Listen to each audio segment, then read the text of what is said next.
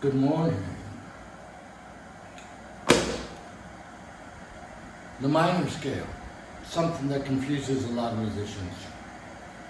Typically, the two minor scales taught melodic minor and harmonic minor. However, I learned from a great composing teacher and fabulous improviser of the NHM, Natural Harmonic Minor Scale. It's better than both those scales, and I'm going to prove it to you.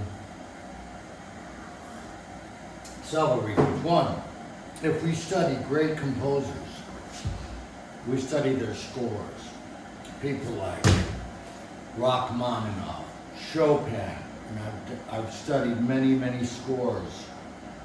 And the Natural Harmonic Minor Scale, taught to me by Dick Grove, is the best solution. And I'm going to show you why. So, the Natural Harmonic Minor Scale is different than the others. It has 8 notes. It's the same thing as the Harmonic Minor Scale, but it has the B natural in there, which totally makes sense, because when we're talking minor keys, you can't just think C minor. You have to think of that key.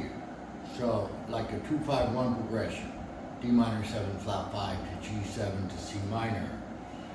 The dominant chord is the most important chord in the minor key, and it's the 2 notes of the dominant chord which are the most important are the tritone, which is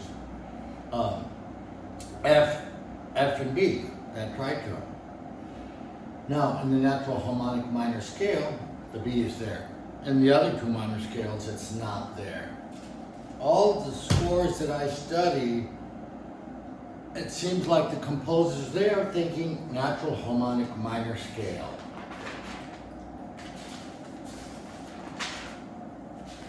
Fantasy Impromptu by Chopin. So, here's our dominant chord, G7, G, B, D, F, the tritone, B and F. Leads to major, right? But when we're talking minor, once the ninth in a dominant chord is altered, that's a flag, boom. That means we're going to minor. So here's a minor chord progression. 2 minor 7 flat 5, G7, altered, C minor. Now, here's all the alterations possible in the 5 chord, the dominant 7, right? We have a flat 9, the raised 9, 11, the raised 5th with the flat 9. This is Chopin's favorite and my favorite. It's a polychord, G minor 7 flat 5 over G. It's another way of writing that chord, which Chopin sprinkles that all over his compositions. Rachmaninoff also, Liszt. So here's the traditional minor scale that teaches everybody. It's C melodic minor. It only has the flat 3. It's weak. It doesn't have all these other extensions in there. And it doesn't sound musical if you play it either. The other one taught in universities, the harmonic minor, weak. Has only the flat 3, does not have the B natural in it. The best choice, the Natural Harmonic Minor Scale. It has all the alterations of the dominant, and it's the most musical too. And we can see this when we're improvising. And also, I'm telling you, I know a great improviser, and my buddy here, Sweat and Betty, she agrees that this is the best choice. Wouldn't you say so? Oh yes, Roger. See? So you listen to the Crocodile Harmony lady. And, okay, let's see what it actually sounds like, right? Paper's paper. What good is it if it doesn't sound beautiful? It's not worth much, right? You want some coffee?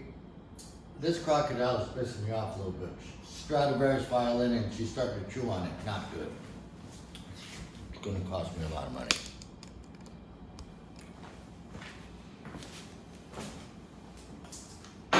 Let's take like a jazz standard, Miles Davis, Solar.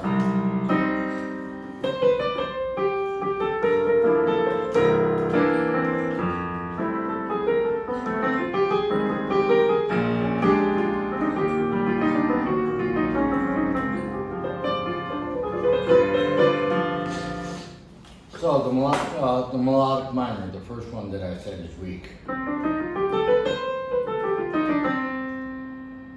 The harmonic minor. The natural harmonic minor, using both of them. See how more musical that is? Now I'll do a 2-5-1 progression and play all 3 melodic scales. Tell me which one sounds the most musical. Okay, we're gonna do first the C melodic minor. So. No. Okay, now the harmonic minor scale, the other one taught.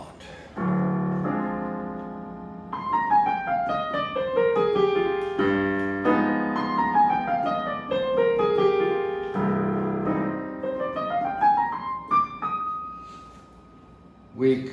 Now, the best one, natural harmonic minor.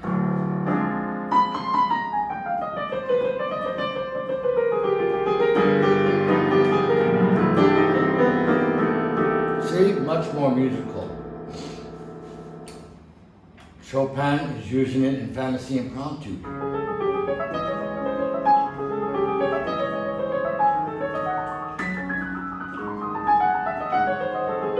Natural harmonic minor. You don't hear about this in the universities. You know why? Those teachers, they're not successful composers or successful pianists. They're teachers because they didn't know that stuff really good enough. They're just telling you stuff they learned in a textbook.